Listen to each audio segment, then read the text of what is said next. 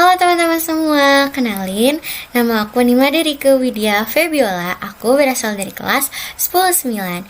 Nah, pada kesempatan kali ini aku akan menjelaskan terkait peristiwa La Nina dan juga El Nino dari PPT yang udah aku buat.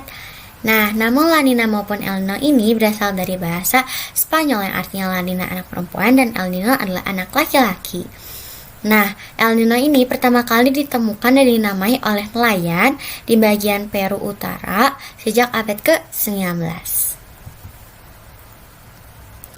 Pengertiannya sendiri, kalau misalnya mereka berdua itu sama-sama cuaca yang berkaitan dengan perubahan suhu permukaan air laut di Samudra Pasifik.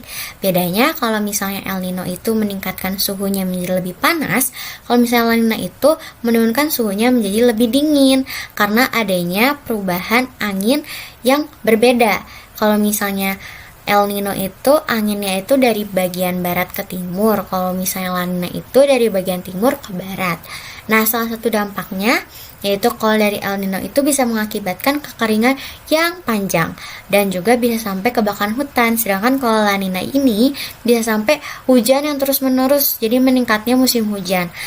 Terus juga bisa mengakibatkan banjir bandang. Nah, aku ada beberapa data maupun artikel. Di sini ada yang bilang kalau misalnya fase La Nina pada tahun 2022 akan mengakibatkan banjir. Sedangkan kalau El Nino akan datang pada tahun 2023 dan menyebabkan kekeringan. Dan juga ini ada prediksi dari BMKG, beberapa pulau di negara Indonesia yang akan mengalami La Nina dan juga puncak musim hujannya pada tahun 2021 sampai Februari 2022. Dan juga ini ada diagram batangnya terkait kasus El Nino dan La Nina. Nah, buat kalian yang masih penasaran sama artikelnya bisa pencet ini nih. Jadi langsung ke artikelnya. Nah, kayak gini.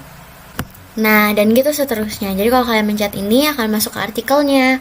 Ini juga, dan gitulah pokoknya sama.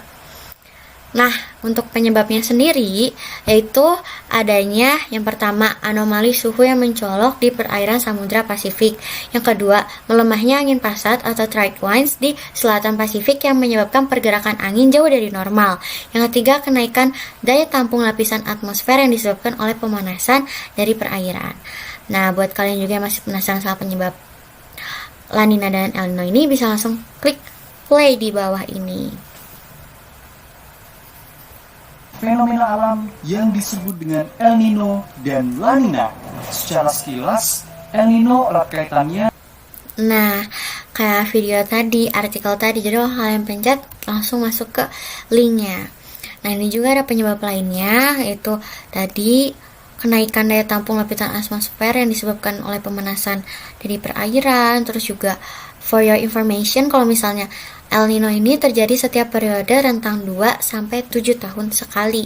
Tapi bertahannya tuh sampai 12-15 bulan. Jadi emang gak main-main ya. Dan El Nino ini ditandai dengan kenaikan suhu permukaan air laut lebih dari 0,5 derajat Celcius.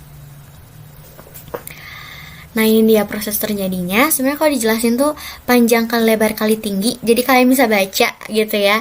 Jadi intinya tuh tadi secara singkatnya adanya angin yang berbeda arah menyebabkan suhunya berubah dan gitulah pokoknya. Oke, sekarang langsung ke dampaknya aja ya. Dampak yang emang benar-benar bisa sampai terjadinya itu merubah kehidupan masyarakat di dunia.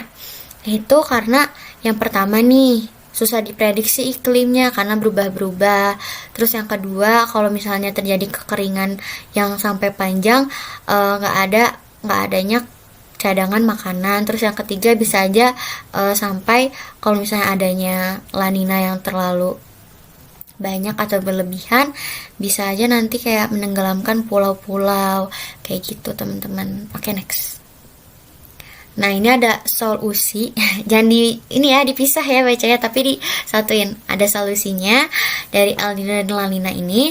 Intinya kita sebagai generasi muda adalah tanggung jawab itu ada di tangan kita.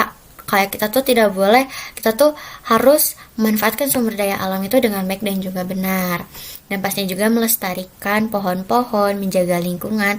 Pokoknya sebisa mungkin kita harus menjaga lingkungan ini agar terhindar dari peristiwa-peristiwa yang tidak diinginkan. Oke, next. Oke, terima kasih. Itu aja yang bisa aku sampaikan. Mohon maaf bila ada perkataan yang salah ataupun ngomong yang belibet. Semoga ini dapat bermanfaat, dan juga mohon maaf kalau misalnya ada informasi yang salah aku berikan terkait El Nino maupun La Nina ini. Sekian dari saya. Terima kasih. Bye-bye.